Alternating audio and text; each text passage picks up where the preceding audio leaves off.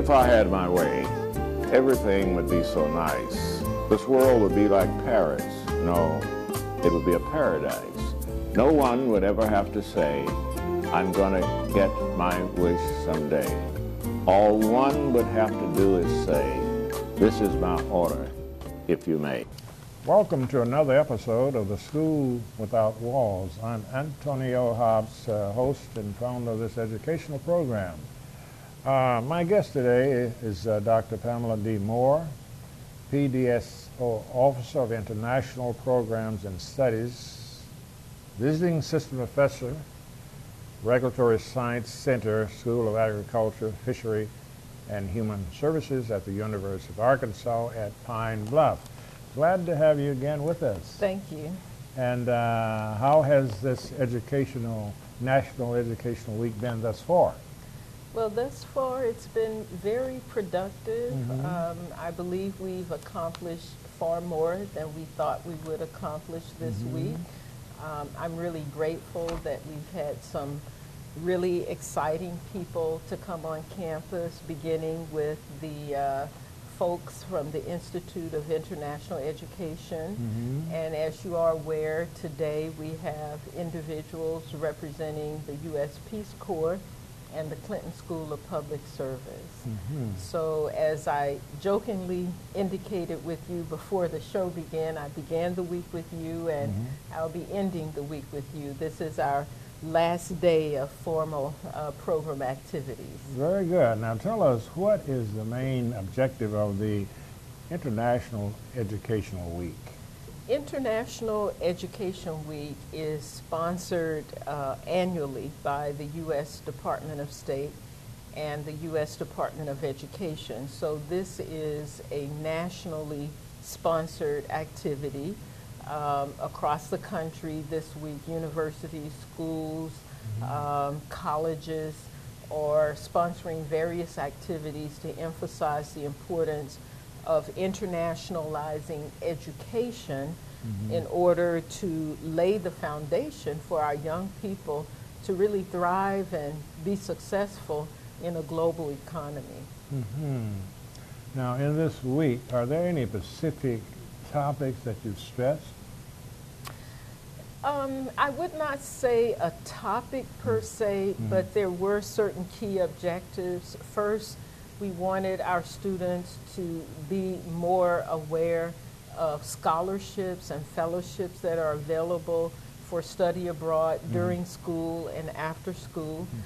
Secondly, we want our young people to be aware of how they can think about the next step in their academic preparation, whether it's a master's program or a doctorate program, and how they can integrate the international focus at each of those stages. And then thirdly, much of what we've been trying to accomplish is just a sense of career awareness, how to think about career preparation in a global society. I see.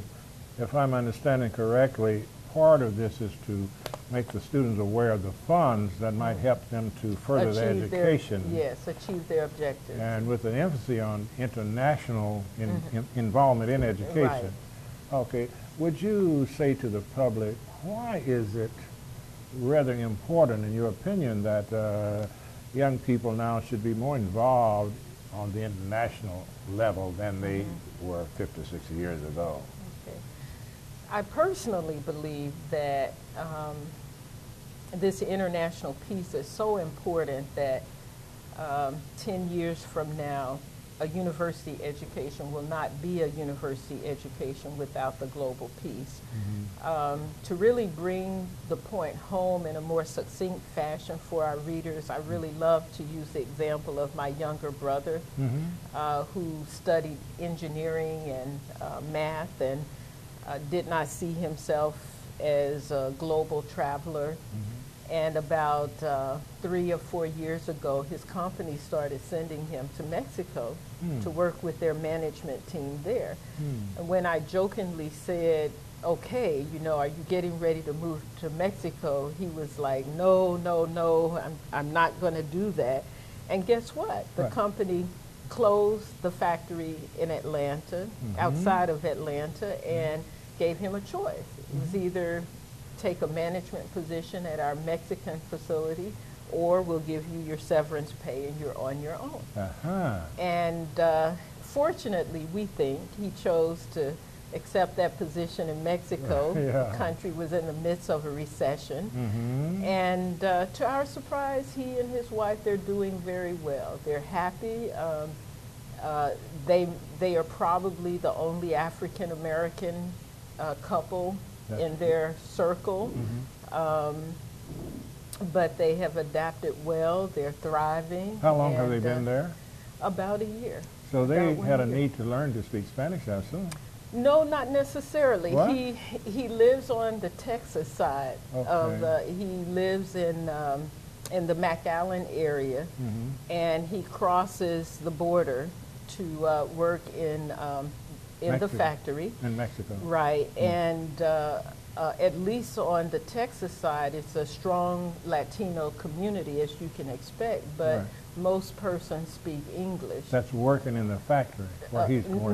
No. Where he lives in Texas, it's a Latino community. I understand that, but in Mexico where he's working? It's a largely Mexican population, Spanish-speaking population, but at his place in management, some of the key people he has to deal with speak English.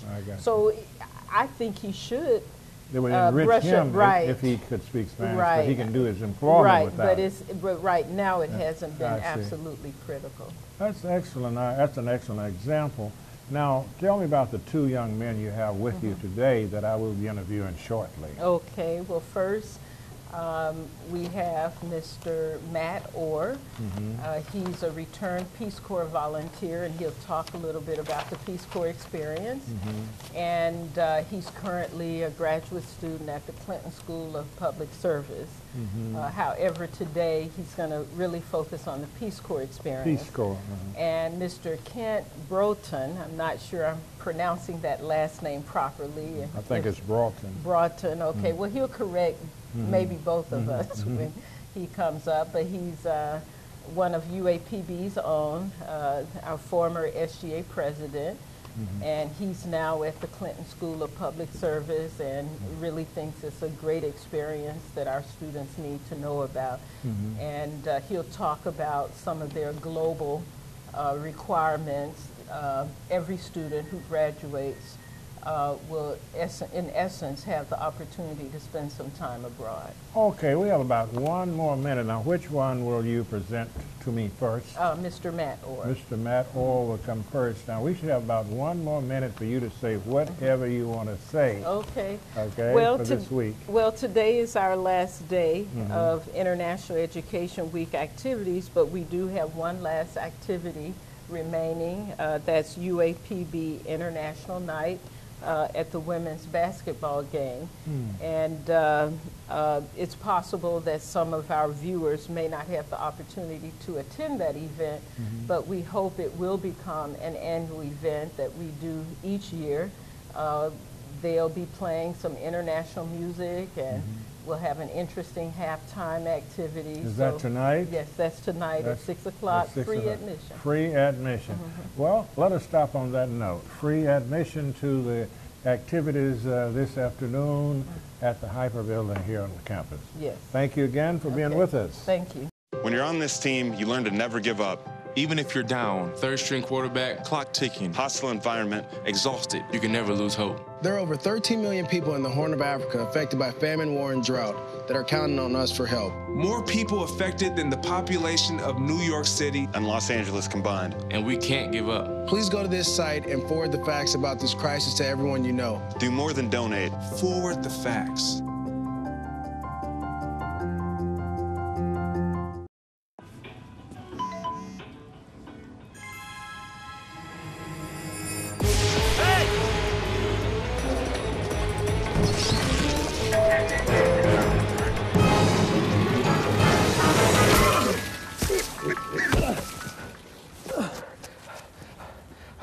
So, same time next week? Well, of course. Put away a few bucks, feel like $1,000,000. For free tips to help you save, go to Feed the Pig. Those of you who have just joined us, I'm Dr. Anthony O. Hobbs, host of this educational program. And my guest today at this time is Mr. Matt Orr, who is currently attending the University of Arkansas's Clinton School of Public Service. He is a graduate of the University of North Texas with a bachelor's degree in English, and I understand that you've taught English as a second language in the Ukraine.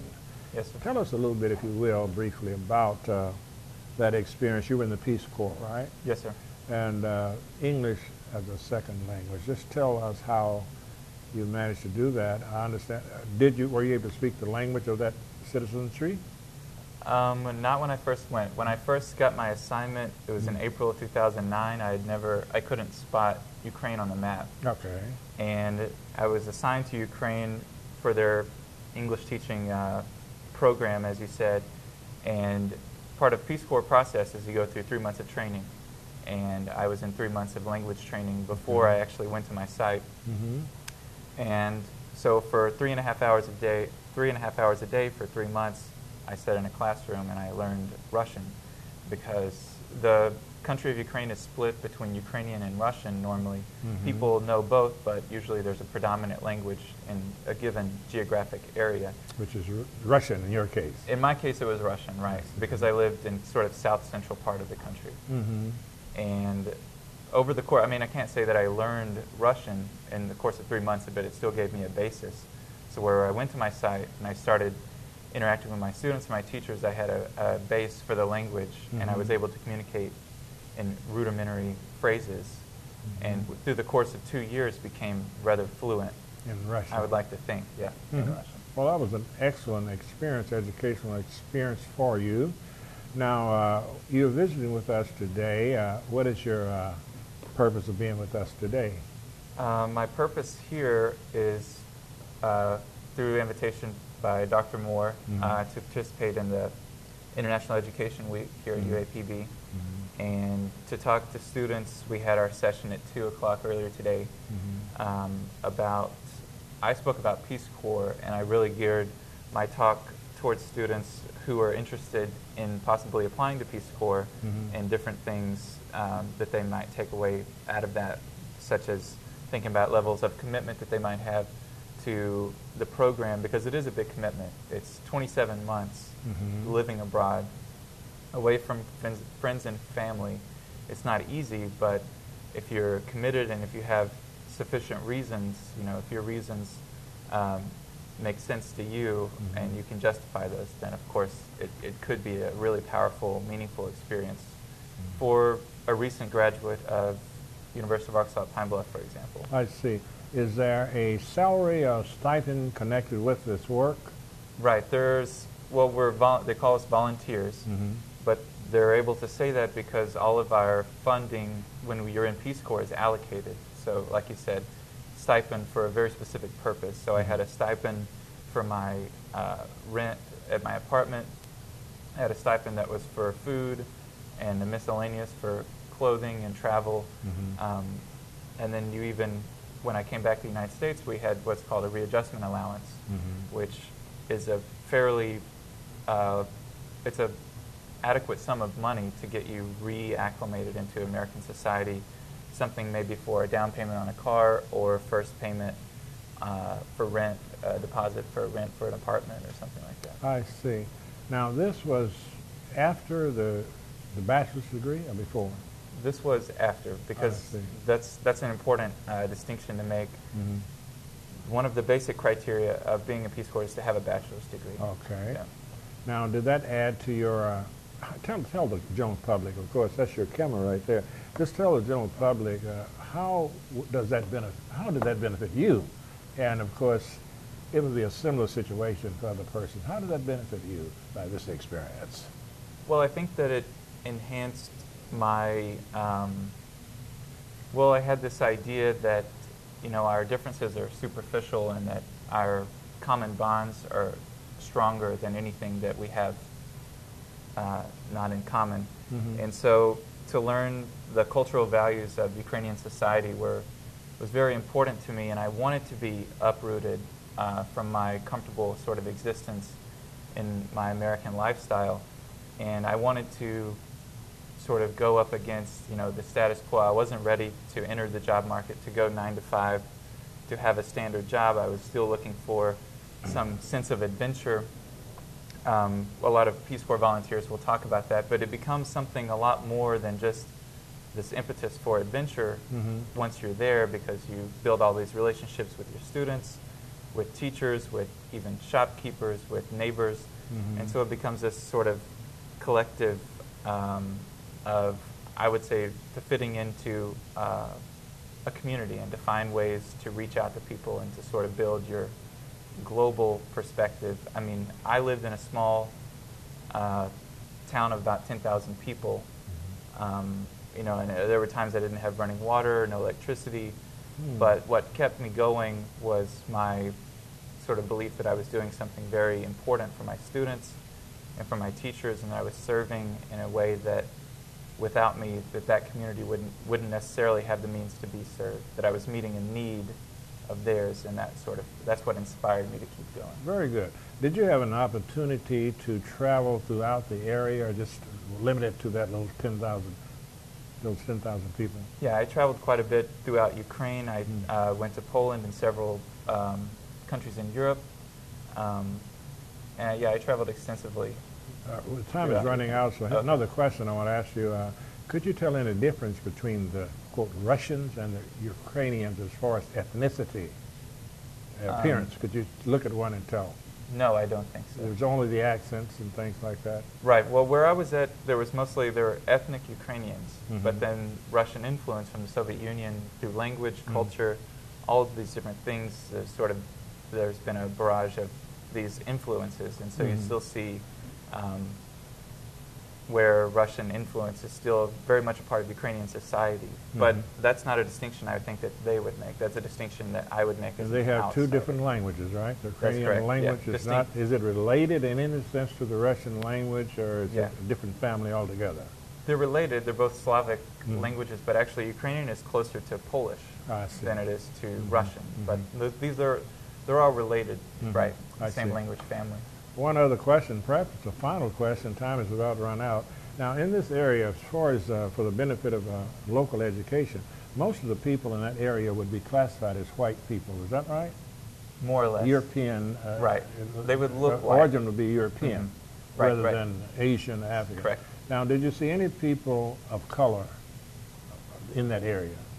Not in my area, Right. but when you go to bigger cities, there was a city called Dnipropetrovsk that was about 1 million people, an hour and a half away from me, and there they have several universities, and so you would see African students there studying medicine or engineering or something like that. I mean, from the continent.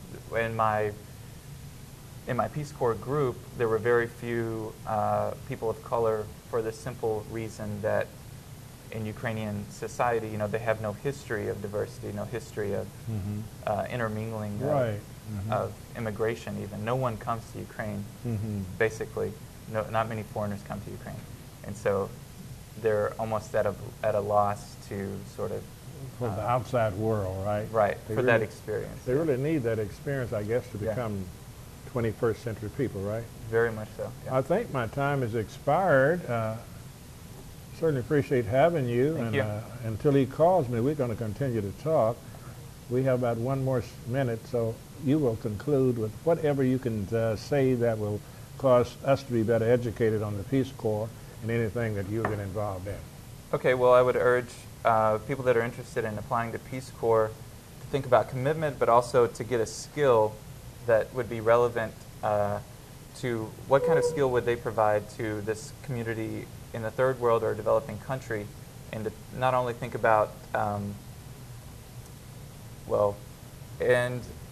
but not only think about skill, but where do you want to go, and then match that up with a skill. So you can do this research online. And why you want to go, right? And why you want to go. You can do this research online at peacecorps.gov, and you can see if you want to go to Nigeria, for example, then you see if they have Peace Corps in Nigeria, you see what kind of programs are in Peace Corps Nigeria, and then you can start volunteering around Pine Bluff, for example, teaching English or if it's medical, you can volunteer at a hospital or something like that. You can start gaining experience now within your local community to serve the global community, essentially. Okay, then. Well, again, thank you so much. Thank you. Good luck in your venture. All right. Your life is an open book. At the University of Arkansas at Pine Bluff, you can take advantage of scholarship opportunities and acclaimed academics with undergraduate and graduate programs tailored to achieve your plans. Learn from dedicated faculty and be challenged to reach your full potential. Get involved in campus life with student activities that add value to your character and give distinction to your collegiate experience. Become a part of the Golden Lion story at the University of Arkansas at Pine Bluff, where you'll be proud to be.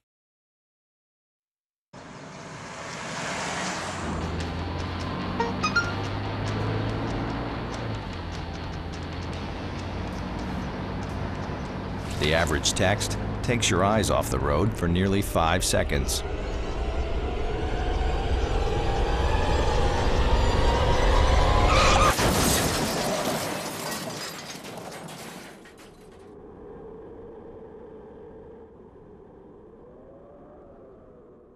Those of you who have just joined us, I'm Dr. Anthony O. Hobbs, host and founder of this educational program called The School Without Walls.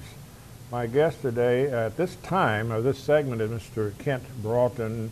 He's a graduate of the University of Arkansas at Pine Bluff, where he served as president and vice president of the Student Government Association.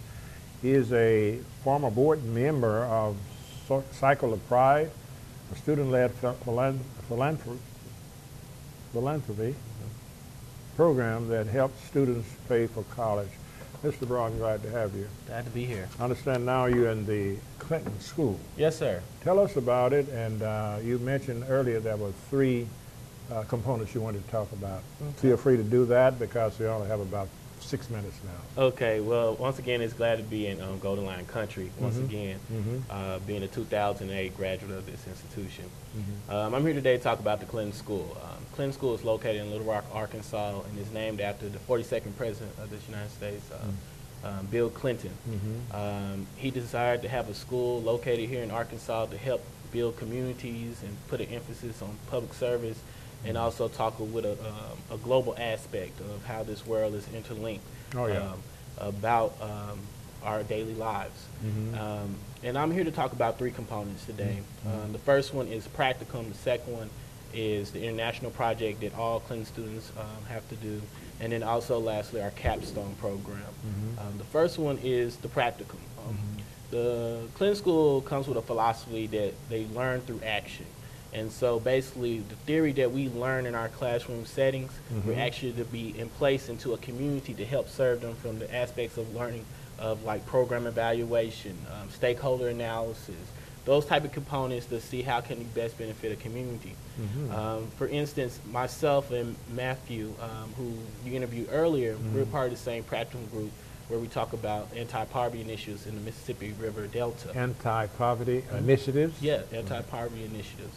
Trying to combat poverty in the state of Arkansas and trying to lower it and trying to help communities build upon themselves with the resources that they have to empower the community instead of just giving handouts, being able to use resources such as you are a person of stature of yourself to help somebody and myself who might be in poverty from what you have learned to help your experience help me.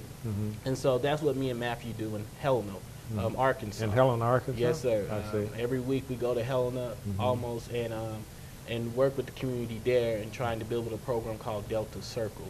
And so we take what we learn in the classroom, that theory that we learn, and actually apply it in the settings of the community of Helena. Brief example of something you learned in the class that you can share in the community. Okay, one thing is now we're learning how to conduct interviews and sampling and those type of things.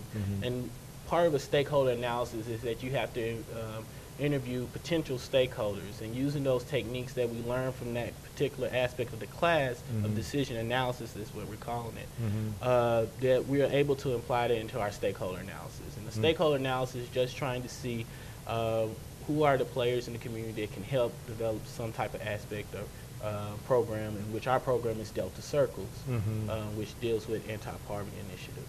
I see. Okay. And then the next component is the International Service Project, where in the summer of your first year in the Clinton School, you travel abroad into a country, and you do the same thing as in the practicum, but it's on an international scale. So you work with government or non-governmental agencies and or nonprofits to help them with particular programs that you have. And a lot of the Clinton School, you have people from diverse backgrounds and interests. My interest is education. I have friends whose interest is in business and entrepreneurship and social enterprise and those type of components. But you take the interest that you have and you get what you learn in those classroom settings and that theory, and you actually apply it in those settings on a global aspect. And talking with people who have done that experience, because I'm a first-year student, they get a very good understanding of how important globalization is in this world and how we interlink with each other and how we are benefactors and reliance on each other in a sense. At this point in your life, how do you sense the importance of globalization? And if so, how do you sense it yourself at this point in your life? I think it's very important as technology expands in this world, the convenience of doing business transactions, the convenience of looking at the components of agriculture and those type of things is larger. People from Arkansas can transport their fields and crops that they have over this whole world, especially in rice. We only have 2 more minutes, so you have a set third component, right? Yes, and that's the capstone. That's the final project of the whole public service masters that we get, and that's where you come up with develop an idea, and then you actually apply a program that you have in the community. And throughout the whole thing, you're actually learning through your actions. So everything that you learn in the class, you're actually putting into action. And the Clinton School, they believe that the world is their classroom, and that's what they truly do when they immerse you into globalization or putting you into a country and serving that country in the areas. That is excellent. Now, do you have a scholarship there, or are you defraying your own financial expenses there? Well, the Clinton School gives wonderful scholarships. Tuition is completely paid for. And then you also get assistance with housing and those things through federal assistance. And so it's the cheapest master's program from presidential school, being averaged around about $15,000 for the complete program. Earlier, Alex Thomas, who's a recruiter for the Clinton School of Public Service, noted that some schools charge up to $60,000 or $20,000 just per one semester. So I think President Clinton's initiative was, when he got to build the school, was that he wanted it to be affordable, where you won't be so much in debt over trying to serve and being worried of taking a job just to pay off your debt and loans. So in other words, when you finish, you will not owe anything? Am I understanding this correctly? Well, hopefully that's the plan. That's the idea, for you not to owe anything. Yeah. Whereas in some cases, people owe a lot of money where they'll the tuition is greater. Yes, that's true, and the assistance with the tuition is good. But I encourage anyone who is interested in serving public, no matter what field you come from. I have my classmates are doctors. Some are pursuing their J.D. Juris Doctorate. We've got to stop now, but let me ask you this: what do you plan to do once you receive your master's? Well, I'm open to it, but I wanted to go into the field of education and looking at educational policy. Some aspect of education. Now, I would like for you to come back sometime in the near future and have a whole episode with you to talk about this program. Think you might could do that? Oh yes, I would love to. And I would also like for Mr. Orr to come back. Could you come back also? On my next recording, we'll get together before you leave. Thanks a lot for being here. All right. Thank you.